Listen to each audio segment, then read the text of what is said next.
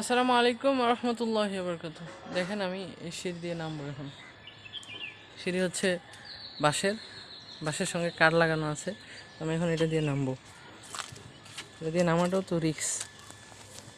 তারপর আমি আপনাদেরকে দেখান ট্রাই করতেছি। এই যে আমি নামতেছি।